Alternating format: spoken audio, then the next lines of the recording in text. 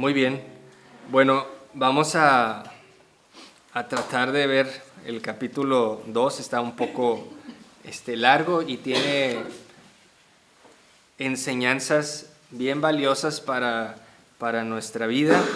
Y en lo personal creo que la primera parte del capítulo 2 contiene algo que es uno de los pasajes más bonitos que hay en la Biblia. Y pues bueno, como vemos en el capítulo 2, continúa con la misma idea con la que viene cerrando el capítulo 1 que vimos la semana pasada.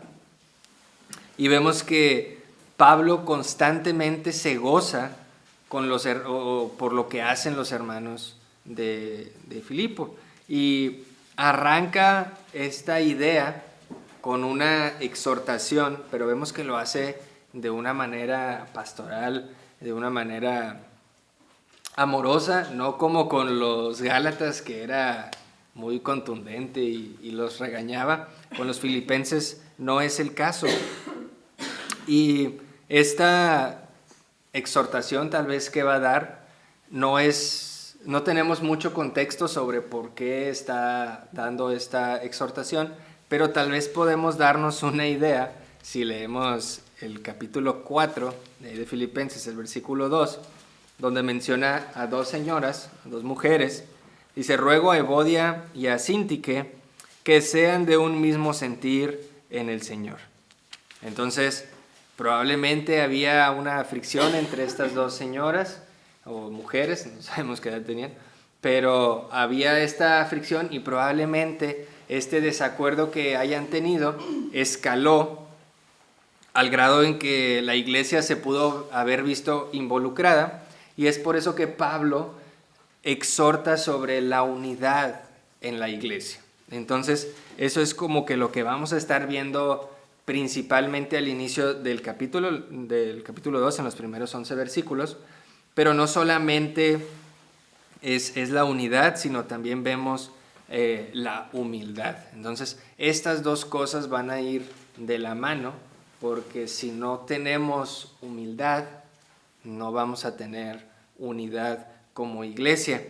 Y Pablo nos va a dar ejemplos, nos va a dar el más claro y supremo ejemplo de todos, que es nuestro Señor Jesucristo.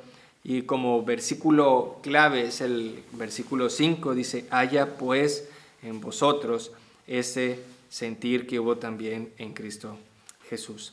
Entonces, inicia Pablo con esta idea, por tanto. Entonces, eso nos da esta idea de que está continuando o continúa la idea pasada, ¿no? Entonces dice: por tanto, si hay alguna consolación en Cristo, si algún consuelo de amor, si alguna comunión del Espíritu, si algún afecto entrañable, si alguna misericordia. Y aquí pudiera parecer que Pablo tal vez pone como en duda lo que pudiera haber. Dice: si alguna consolación, si algún consuelo de amor o alguna comunión. Pero lo que realmente está diciendo Pablo es que pudiéramos cambiar la forma en que se traduce este pasaje, y es más bien: puesto que esto es verdad, hermanos, puesto que Cristo está en ustedes. Entonces, si lo leemos diferente, podemos decir: puesto que hay alguna consolación en Cristo, puesto que hay algún consuelo de amor. Podemos entender un poquito mejor la idea. Entonces Pablo dice: puesto que hay esto en vosotros, completad mi gozo. Entonces vemos que Pablo recurre a esto y les dice: completen mi gozo. Entonces Pablo les está recordando cómo es tener esa comunión, esa unidad en la iglesia. Y esto, pues, para nosotros nos sirve al saber qué necesitamos para poder tener unidad en la iglesia. Ahora, si me acompañan a 1 Corintios 1, Pablo trae nuevamente esta idea.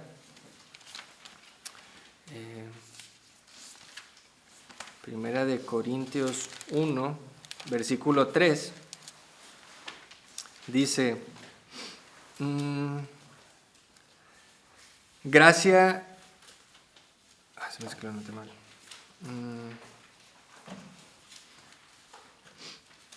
Es de la iglesia, tal vez es segunda. Sí, es segunda, perdón. Dice, bendito sea el Dios y Padre de nuestro Señor Jesucristo, Padre de misericordias y Dios de toda consolación. Y si se fijan, pues nos está diciendo aquí en el versículo 1 de Filipenses, dice, por tanto, si hay alguna consolación en Cristo. Entonces, ¿quién de nosotros no ha recibido consuelo de parte del Señor? Yo creo que todos. Y podemos continuar con esta lista. ¿Quién no ha recibido algún consuelo de amor? ¿O quién no ha recibido misericordia o algún afecto entrañable? Entonces, todo esto, tal vez nosotros pudiéramos decir, bueno, alguien que se acerca al Señor Jesucristo, alguien que está en comunión con Dios, pues va a recibir todas estas cosas. Y pudiéramos tomar esa perspectiva. Pero aquí lo que está Pablo diciendo es una perspectiva de unión, donde todos, al haber recibido esto, podemos compartirlo con nuestros hermanos. Entonces, si continuamos con la lectura de Corintios, en el versículo 4 dice, el cual nos consuela en todas nuestras tribulaciones, para que podamos también nosotros consolar a los que están en cualquier tribulación, por medio de la consolación con que nosotros somos consolados por Dios. Porque de la manera que abundan en nosotros las aflicciones de Cristo, así abunda también por el mismo Cristo nuestra consolación. Pero si somos atribulados, es para vuestra consolación y salvación. O si somos consolados, es para vuestra consolación y salvación, la cual se opera en el sufrir las mismas aflicciones que nosotros también padecemos. Y nuestra esperanza respecto de vosotros es firme, pues sabemos que así como sois compañeros en las aflicciones, también lo sois en la consolación. Si hemos recibido consolación de parte del Señor Jesucristo, de parte de Dios, es para que nosotros podamos consolar a nuestros hermanos. Si nosotros hemos recibido misericordia, es para que nosotros podamos dar misericordia a nuestros hermanos. Dice Primera de Juan 1:3, lo que hemos visto y oído, eso os anunciamos, para que también vosotros tengáis comunión con nosotros, y nuestra comunión verdaderamente es con el Padre y con su Hijo Jesucristo. Estas cosas os escribimos para que vuestro gozo sea cumplido. Sí, nuestra comunión es con el Padre, es con Cristo, pero cuando hemos sido llamados a una iglesia, cuando estamos en una iglesia, esa comunión se debe reflejar a nuestros hermanos. Y es eso mismo que trae aquí Pablo. Puesto que hay comunión en el Espíritu, pues hagan la práctica con los hermanos. Y al decir esto, pues dice Pablo, completad mi gozo en el versículo 2 de Filipenses. Entonces dice, completad mi gozo sintiendo lo mismo, teniendo el mismo amor, unánimes, sintiendo una misma cosa. Ahí está ese llamado a la unidad, ¿sí? La unidad es importante en la iglesia y veía muchos comentarios sobre la diferencia entre unidad y uniformidad, porque eso se puede malinterpretar y digo, tal vez muchos lo tenemos presentes, pero no está de más mencionarlo. Dios no quiere una iglesia en la que haya esa uniformidad, en la que pues todas las mujeres vienen de falda y todos los hombres de negro y se deben hacer las cosas todos parejos. Eso no es unidad. La unidad es tener un mismo sentir. Es lo que está aquí Pablo llamándonos a hacer. Entonces, en el capítulo 1 ahí de Filipenses, en el versículo 27, dice: solamente que os comportéis como es digno del evangelio de Cristo, para que, o sea que vaya a veros o que esté ausente, oiga de vosotros que estáis firmes en un mismo espíritu, combatiendo unánimes por la fe del evangelio. Eso es unidad. Y luego en el versículo 2 que acabamos de leer, dice: sintiendo lo mismo, teniendo que el mismo amor, unánimes, sintiendo una misma cosa. Y luego el versículo 5 que ya mencionamos: haya pues en vosotros este sentir que hubo también en Cristo Jesús. Esa es la unidad que está buscando Pablo. No que todos se vistan de la misma manera o que hagan cosas impuestas por alguien, ¿no? Esta es la unidad que busca Pablo para la iglesia. Versículos 3 y 4 dice: nada hagáis por contienda o por vanagloria, antes bien con humildad, estimando cada uno a los demás como superiores a él mismo, no mirando cada uno por lo suyo propio, sino cada cual también por lo de los otros. Y por lo general cuando la Biblia dice nada hagáis, por lo general significa nada hagáis. Entonces nos está dando una orden aquí.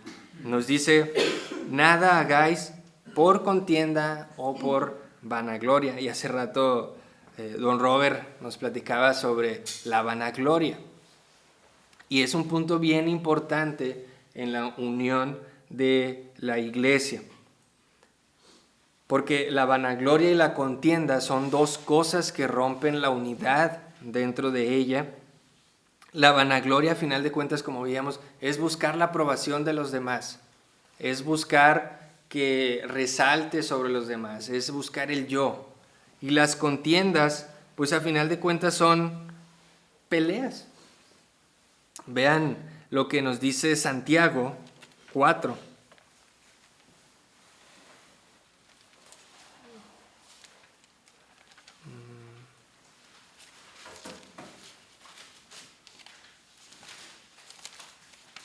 Santiago capítulo 4 nos dice de dónde prácticamente salen todos los pleitos y las contiendas.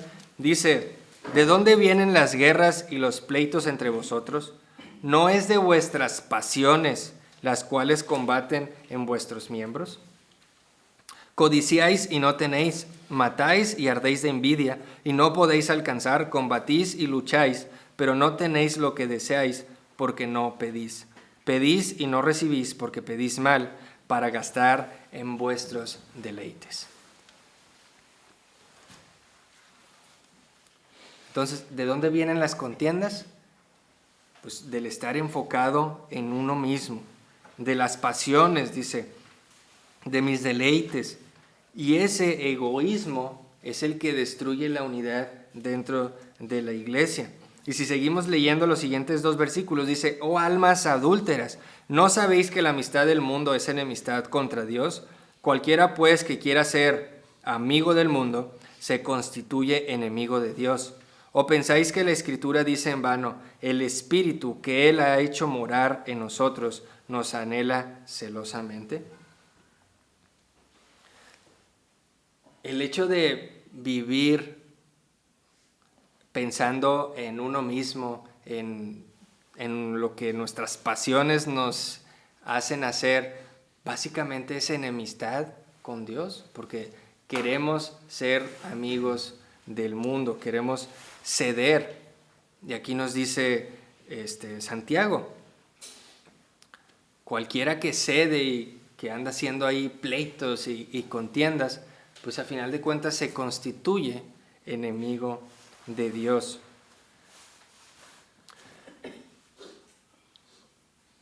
Y luego continúa aquí Santiago, versículo 6, dice: pero Él da mayor gracia. Por esto dice, Dios resiste a los soberbios y da gracia a los humildes.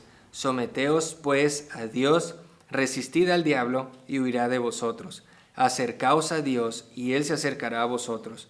Pecadores, limpiad las manos, y vosotros los de doble ánimo, purificad vuestros corazones. Afligíos y lamentad y llorad. Vuestra risa se convierta en lloro y vuestro gozo en tristeza. Humillaos delante del Señor y Él os exaltará. Por eso es que la humildad dentro de la iglesia es necesaria para la unidad. Si no hay humillación, no hay unidad.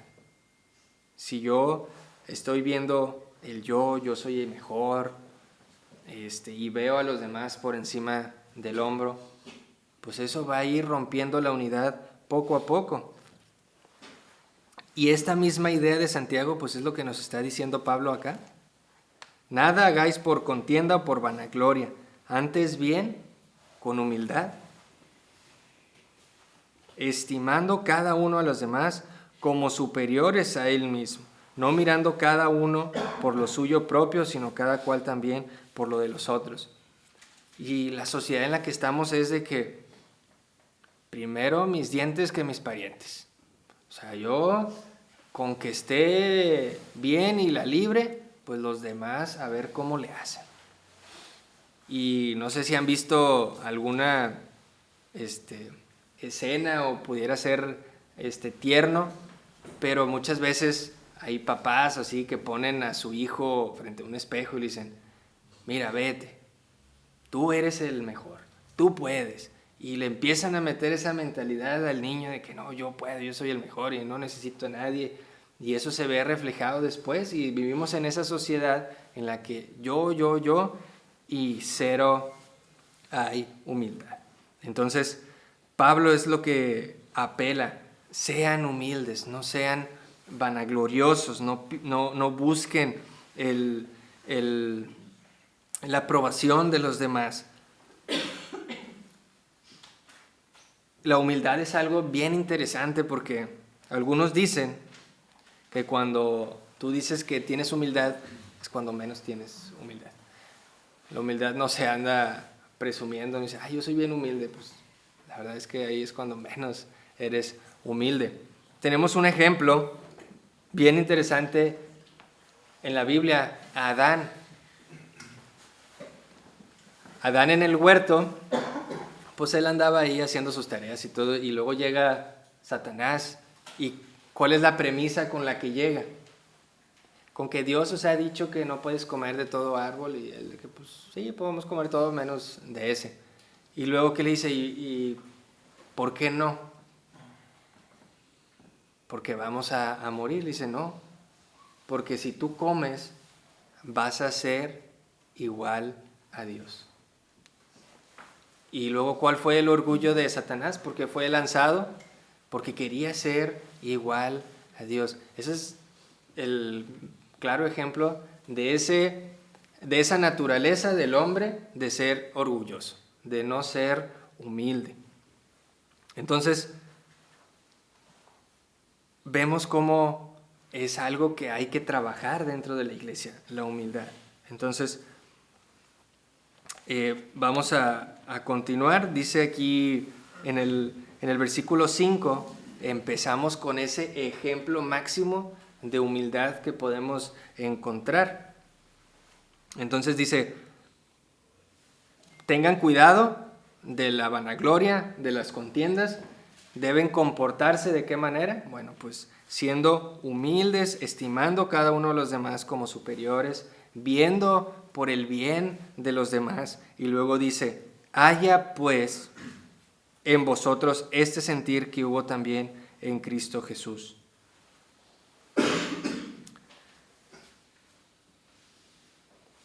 ¿Qué hizo el Señor Jesucristo? Vino a tomar forma de siervo.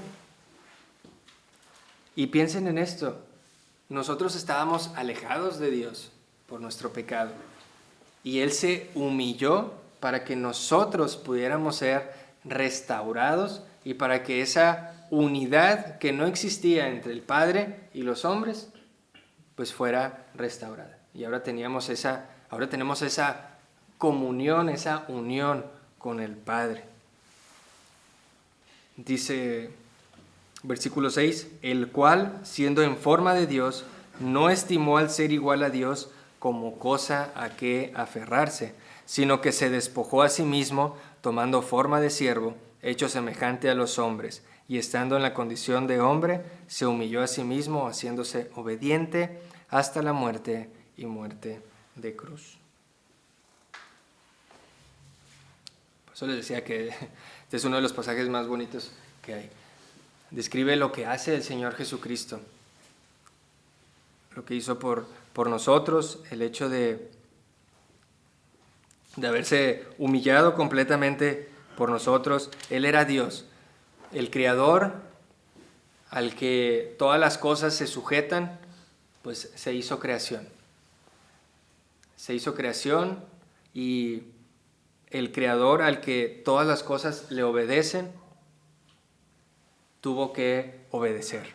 Dice versículo 7, se despojó a sí mismo tomando forma de siervo, hecho semejante a los hombres, y estando en la condición de hombre se humilló a sí mismo, dice, haciéndose obediente.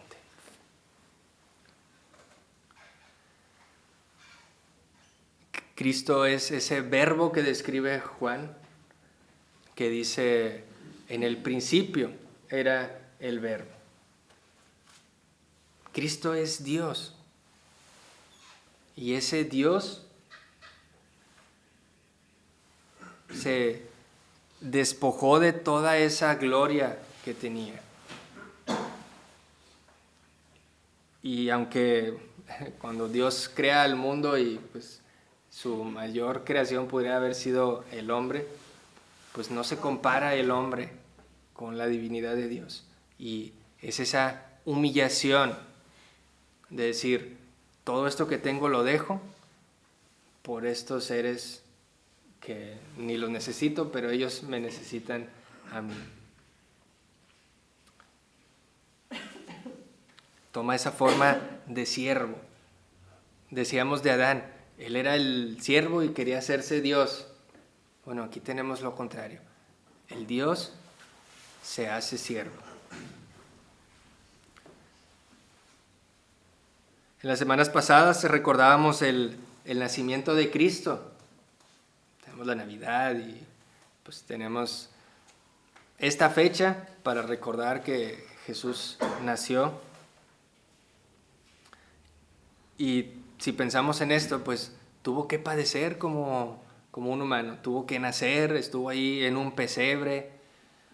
El Dios al que el tiempo no lo gobierna, en el que Él es un Dios eterno, se sujetó a las leyes del tiempo. Tuvo que crecer en una casa y sujetarse a los ritos que había, los ritos judíos, a los 12 años ir al templo y ir creciendo. Vamos a Marcos 10, 45.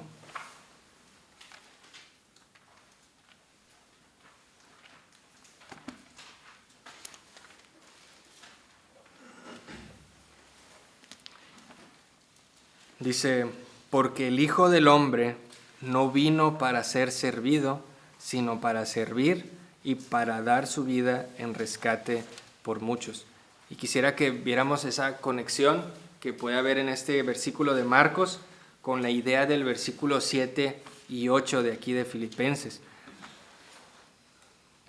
Palabras de Jesús, dice, el Hijo del Hombre no vino para ser servido, sino para servir. Y aquí está diciendo Pablo que se despojó a sí mismo. ¿Para qué? Para tomar forma de siervo. Hecho semejante a los hombres. Y dice Jesús en Marcos que no vino para ser servido, sino para servir. ¿Y para qué? Para dar su vida en rescate por muchos.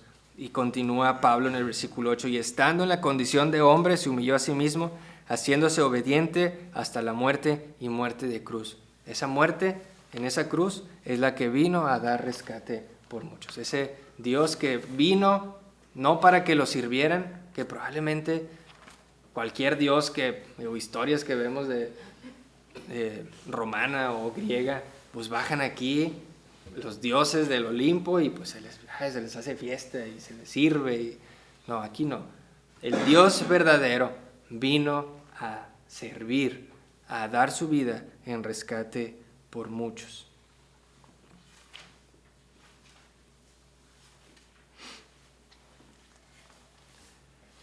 Versículos 9 al 11. Dice, por lo cual Dios también le exaltó hasta lo sumo y le dio un nombre que es sobre todo nombre, para que en el nombre de Jesús se doble toda rodilla de los que están en los cielos y en la tierra y debajo de la tierra, y toda lengua confiese que Jesucristo es el Señor, para gloria de Dios Padre. Qué increíble lo que vemos aquí. Después de esa humillación, después de ese sufrimiento de pues, hacerse semejante a los hombres, de hacerse siervo y de sufrir la peor muerte de ese tiempo. Era una muerte humillante, estar ahí colgado en una cruz. Viene la exaltación. El Hijo está ahora delante, bueno, no delante, está a un lado del trono de Dios. Ha resucitado, ha vencido la muerte. Y ese es el llamado que nos hace Pablo. Humíllense. Dejen de lado todo orgullo.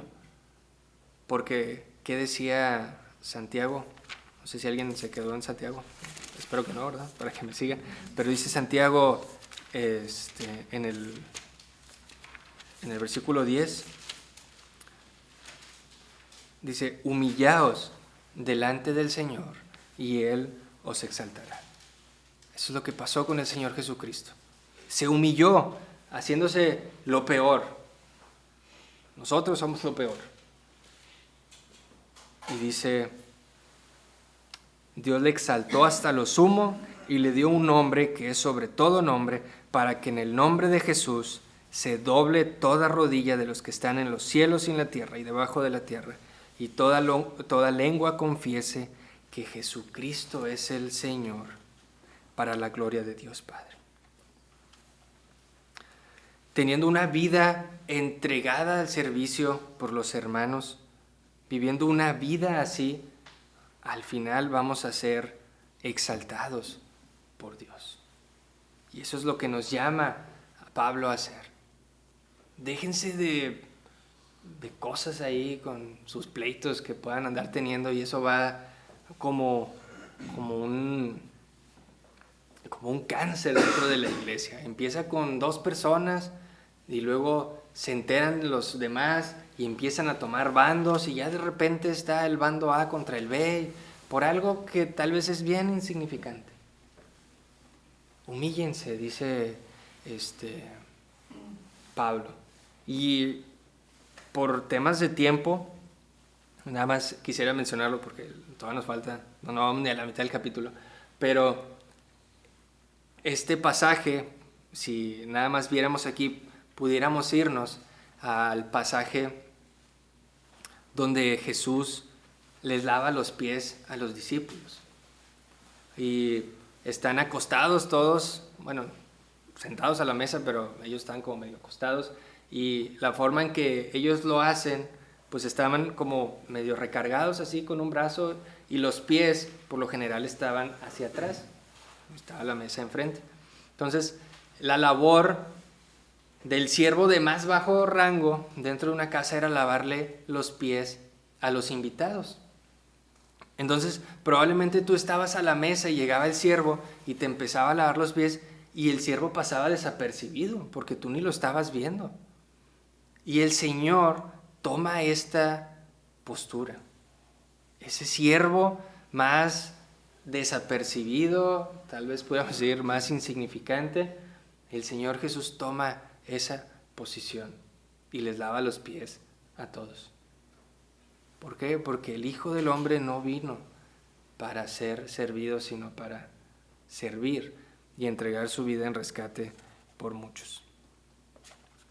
Esa es la primera parte del capítulo donde Pablo nos invita a la unidad. Después tenemos la segunda parte del capítulo, del versículo 12 al 18. Y aquí vamos a pasar un poquito más a la práctica. Sí, aquí Pablo ya nos dio la teoría, qué debemos hacer y qué no debemos hacer. Y ahora nos va a dar un poco de parte práctica, de cómo debe ser la vida del creyente. Versículo 2 dice: por tanto, amados míos, como siempre habéis obedecido, no como en mi presencia solamente, sino mucho más ahora en mi ausencia, ocupaos en vuestra salvación con temor y temblor.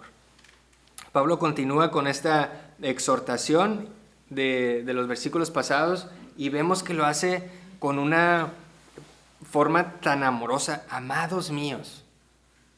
Sí, creo que a los Gálatas nunca les dice así. Nada más les dice insensatos. Sí. Pero aquí con los filipenses había ese amor, ese gozo que tenía con ellos. Amados míos, como siempre habéis obedecido. Y luego dice, no como en mi presencia solamente, sino más en mi ausencia ahora. Entonces, vemos que los filipenses se ocupaban de esa salvación que tenían. Eran obedientes. Y esto nos pudiéramos preguntar a nosotros. ¿Solo somos obedientes cuando nos están viendo? ¿O también cuando no hay nadie? ¿Cómo nos comportamos? ¿Cómo es nuestra vida cristiana práctica? Aquí en la iglesia sí hay mucha reverencia, mucho temor y temblor. Y allá afuera pues no hay nadie que me esté ahí checando cómo me comporto. O esa obediencia siempre es una manera de vivir. Esto es algo que yo veía y se me hacía interesante. Oye, pues sí es cierto. ¿Alguien pudiera dar fe de que el comportamiento que tengo los domingos de 10 a 1 es el mismo allá afuera? Así Pablo lo estaba haciendo con los filipenses.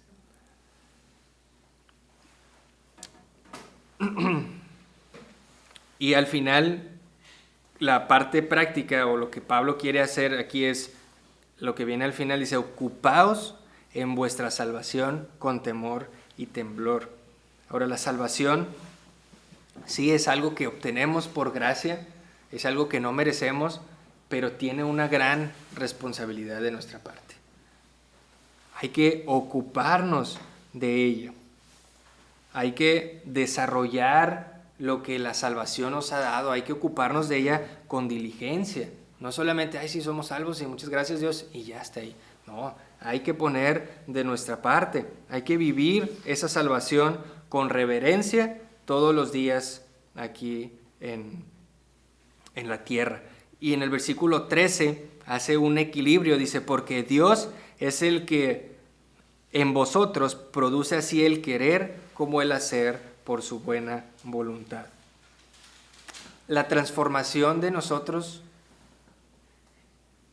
viene de parte de Dios, hermano. No es algo que nosotros podamos hacer por nuestra propia cuenta. Dios produce ese querer, o sea, el deseo de nosotros de querer cambiar, de ocuparnos, y también produce el hacer, que es la acción. ¿Sí? Entonces, ese deseo de querer hacer algo, Dios lo produce en nosotros.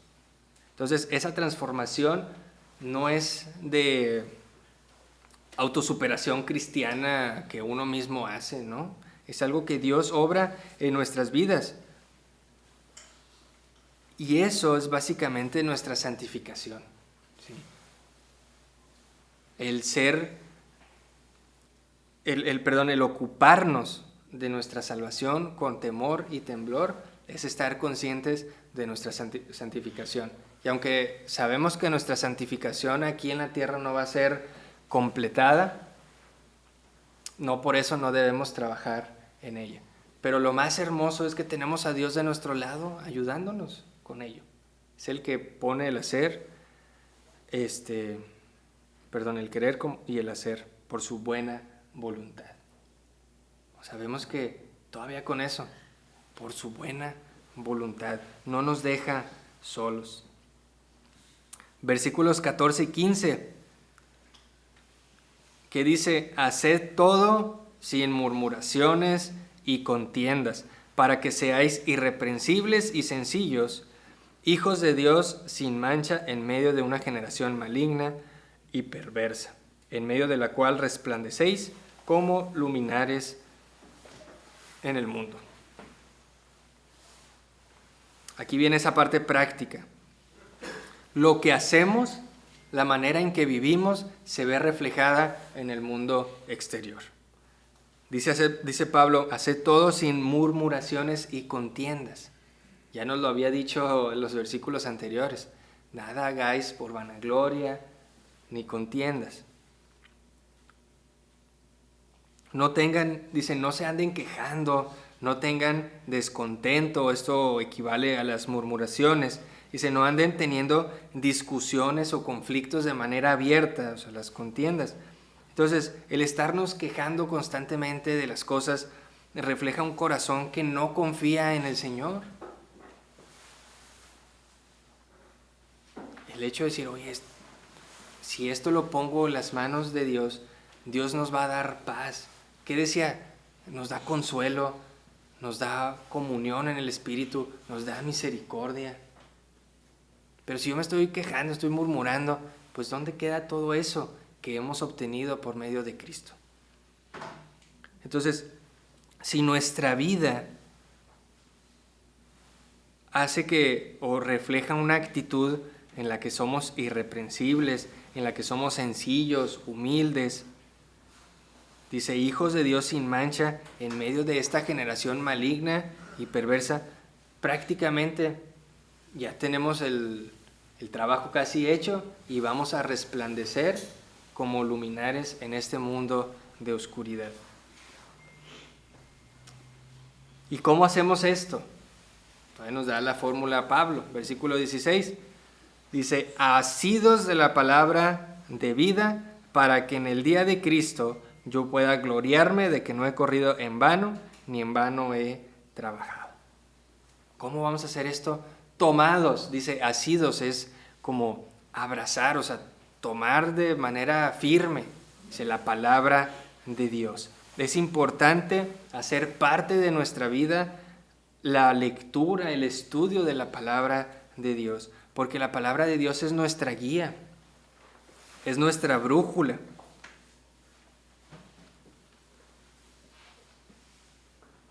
Y esa fidelidad produce gozo, dice Pablo, para que en el día de Cristo yo pueda gloriarme, que no he corrido en vano, ni en vano he trabajado. Esa es como la recompensa del ministro, del que se ocupa fielmente de la iglesia. Y Pablo en los siguientes versículos ve su vida, dice, y aunque sea derramado en libación sobre el sacrificio y servicio de vuestra fe, me gozo y regocijo con todos vosotros, y asimismo gozaos y regocijaos también vosotros conmigo. Pablo veía su vida como un sacrificio. Esta libación que menciona en el versículo 17 era algo que se derramaba en el altar ya cuando estaban ahí el cordero o el toro ahí ya en el sacrificio, en el altar, se derramaba esta libación. Entonces, Pablo ve su vida como un sacrificio, como que ha servido a Dios, y al final esto produce una adoración. Porque dice, me gozo y regocijo con todos vosotros, y al final comparte o invita a que compartamos ese mismo gozo. Dice, y asimismo gozaos y regocijaos también vosotros conmigo. Al final el sufrimiento del cristiano, del creyente, tiene un sentido eterno. ¿Sí? Aquí vamos a padecer, aquí vamos a sufrir, pero nuestra recompensa es eterna. ¿Sí? Hay un gozo, hay un regocijo que a lo mejor aún no entendemos y no hemos experimentado, pero esa es la esperanza que tenemos, que vamos a tener un gozo y un regocijo eterno delante de Dios. Y luego pasamos a la parte final del pasaje, del 19 al 30. Como les decía, Pablo nos dio ejemplos de unidad y pues nos dio el máximo ejemplo que podríamos decir, ay, pues sí, es Dios, es Cristo. Y luego muchas veces Pablo pudiera decir de que pues cópienme a mí, yo lo he logrado. Y decimos, pues sí, pero es Pablo es como Batman, es ahí el superhéroe de los apóstoles. Pero nos da dos ejemplos de que la vida en humildad es posible. Tenemos a Epafrodito y a Timoteo. Dice, versículo 19, espero en el Señor Jesús enviaros pronto a Timoteo, para que yo también esté de buen ánimo al saber de vuestro estado, pues a ninguno tengo del mismo ánimo y que tan sinceramente se interese por vosotros, porque todos buscan lo suyo propio, no lo que es de Cristo Jesús. Pero ya conocéis los méritos de él, que como hijo a padre ha servido conmigo en el Evangelio. Aquí vemos esa vida de humildad que llevaba Timoteo. Dice, pues a ninguno tengo del mismo ánimo y que tan sinceramente se interese por vosotros. Timoteo dejaba de lado a sí mismo para tener ese interés sinceramente por los filipenses. Y recordaba lo que veíamos hace creo que 2 domingos, que después de haber estado en el concilio de Jerusalén sobre el tema de la circuncisión y todo eso, y Pablo empieza su segundo viaje misionero y toma a Timoteo, y dice, pues bueno, lo voy a circuncidar por tema de los judíos. Y uno podría haber dicho, oye, pues me acabas de decir que la circuncisión no es necesaria y luego me quieres circuncidar. Bueno, Timoteo fue humilde con tal de decir, si con esto voy a hacer que aquellos se salven, me voy a circuncidar. No me quiero imaginar el dolor ya de grande de eso. Y dijo, no importa, pero eso es humildad. Hemos dicho, no hombre, pues les digo que sí, pues no creo que me ande revisando. Bueno, Timoteo dijo, si eso va a hacer que yo gane a esos judíos testarudos, lo voy a hacer. Y aquí Pablo lo está confirmando. Y el versículo 21 está ese orgullo existente que hay en la naturaleza del ser humano. Porque todos buscan, ¿qué? Lo suyo propio y no lo que es de Cristo Jesús. Y esto era Timoteo. Esto es lo que nosotros debemos buscar, no lo que es nuestro beneficio, nuestro propio, sino lo que es de Cristo Jesús. Porque al buscar eso y al tener en mente el ejemplo de la humillación de Cristo, vamos a poder vivir una vida de humildad. Versículo 23 dice, así que a espero enviaros, luego que yo vea cómo van mis asuntos, y confío en el Señor que yo también iré pronto a veros. Y luego pasamos aquí con Epafrodito, dice, mas tuve por necesario enviaros a Epafrodito, mi hermano y colaborador y compañero de milicia, vuestro mensajero y ministrador de mis necesidades, porque él tenía gran deseo de veros a todos vosotros, y gravemente se angustió porque habíais oído que había enfermado, pues en verdad estuvo enfermo, a punto de morir, pero Dios tuvo misericordia de él, y no solamente de él, sino también de mí, para que yo no tuviese tristeza sobre tristeza. Imagínense, va Epafrodito ahí, y vean cómo menciona a Epafrodito. Dice, versículo 25, mi hermano, colaborador y compañero de milicia. 3 cosas en las que Pablo describe una relación íntima que había con él. Dice, es mi hermano, colaborador porque estaban haciendo el mismo servicio, ¿sí? El evangelizar, el llevar la palabra, visitar a las iglesias. Ese era su colaborador. Y luego dice mi compañero de milicia. Pues un compañero de milicia es un soldado, es alguien que va a la guerra, que ha padecido, ha sufrido, y ese era Pablo también. Dice, Epafrodito ha sufrido lo mismo que yo, o bueno, a lo mejor no las mismas cosas, pero ha sufrido por causa del evangelio. A tal grado dice que se andaba muriendo. Se enfermó y se andaba muriendo.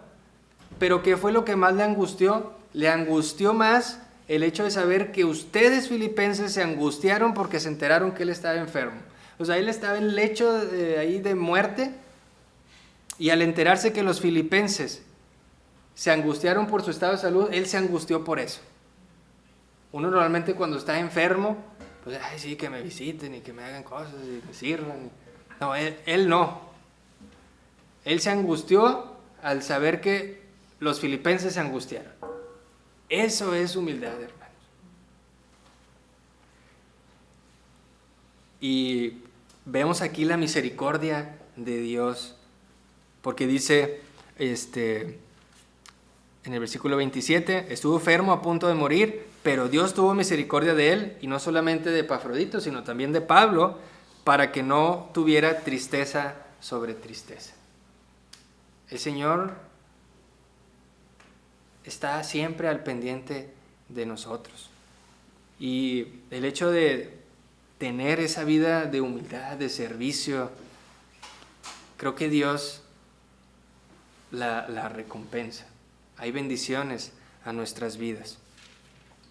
Y dice el versículo 28, así que le envío con mayor solicitud para que al verle de nuevo os gocéis y yo esté con menos tristeza. Recibidle pues en el Señor con todo gozo y tened en estima a los que son como Él, porque por la obra de Cristo estuvo próximo a la muerte, exponiendo su vida para suplir lo que faltaba en vuestro servicio por mí.